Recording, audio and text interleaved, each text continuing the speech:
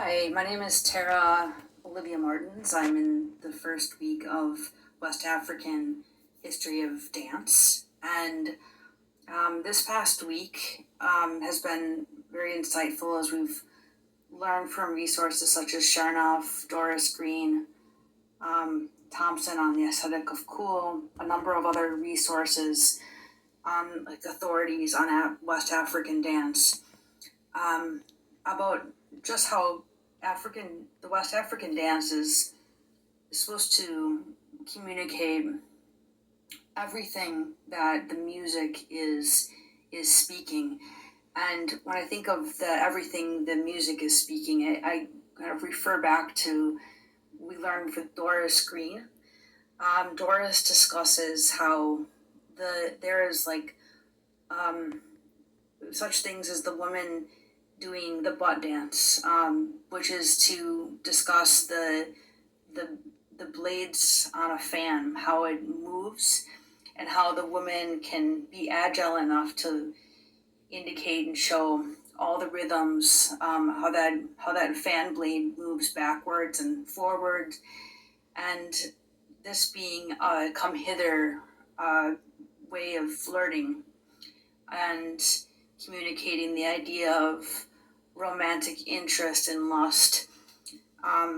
There is also reference to the importance of the mask dance that happens in many African dance cultures, which is a way of like getting in touch with the spiritual world, because it's like we don't know who's on the other side of that mask that's hiding. And so West African dance has so much to do with having all of these strong emotions that we go through in life to have an understanding collectively among everybody in the tribe. And so when the music is happening, it's very communal, and there's a way of giving precedence to the moment here and now. As the feet are touching the ground, the arms are shaking, the head is thrusting, moving. And there's also this, for every yin, there's a yang. For this action and this intense movement is this appreciation, according to Chernoff, about hearing when the drumming stops, knowing when to listen for.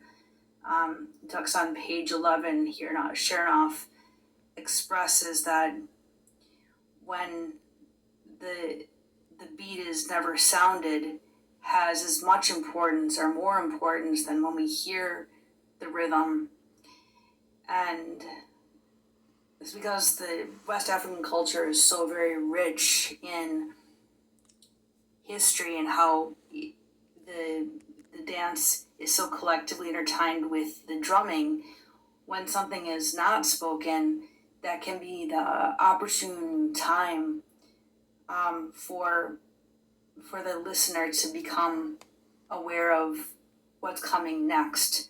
In our drumming class this past week, what I've learned from doing the drum session as a beginning practitioner as of this week, that when you hear the break or that pause, so you're going, that break is when something ends and when another thing begins. There is also the Ferris Thompson describing the aesthetic of the cool, and in the West African tradition, how that corresponds to knowing how to refrain and pause, especially in a moment where you want to move forward in a moment of passion or hatred. That's the time to control oneself, and it's kind of considered the cool thing to do. And if you want to know really what these cool things are, you can look at the West African style and sensibility of identifying a feeling based on the drumming and and the dance that corresponds, because um, there's something to be spoken for every kind of dance. Doris Green, in addition, describing the women who were able to dance to show flirtation, also referenced the Korokoro dancers from Nigeria who were able to do a dance showing the self-defense moves, sort of like karate moves, that would protect themselves and their tribe if they were threatened in a place, a time of war, kind of actions they could take. So there's like a dance to describe everything in life.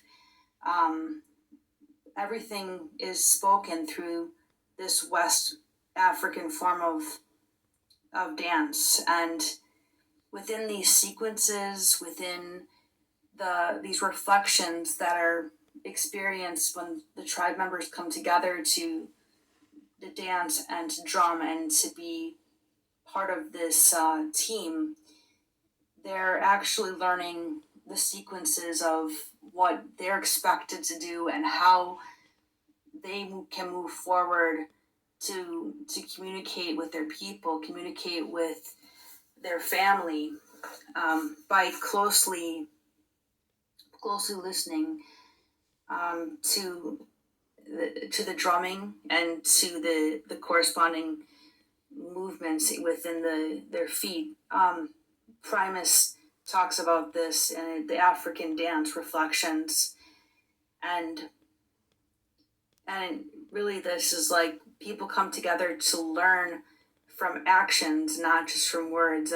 We have a phrase in English. In America, we will say something like do as I say, not as I do. But in West African tradition, do as I do, and you can do this too if you follow what I do. And so it's really something, this actions of how you communicate lust or wartime is communicated by your brethren, by your family, according to this West African tradition. This kind of what I've been learning from this past week. And it seems like every kind of dance most every kind of dance we can think of has origins within Africa, in West Africa, because the attention has to do with communicating every single sequence of life through the form of dance, and how dance is intertwined with music and drumming and all kinds of different instruments. And the Yoruba words we were learning show how rich of an experience of teachers and ancestors, mythological characters, kind of like those of the Greeks. The Greek warriors are very similar things that are happening with the Yoruba words that we learned this past week. I mean, there was one reference to a god that shows that even making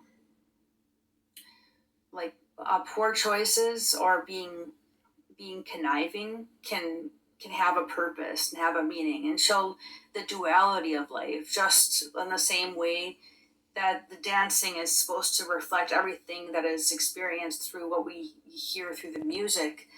There's also the pressure and the experience of listening for when the music stops and when the break begins, because that's also where the beginning is.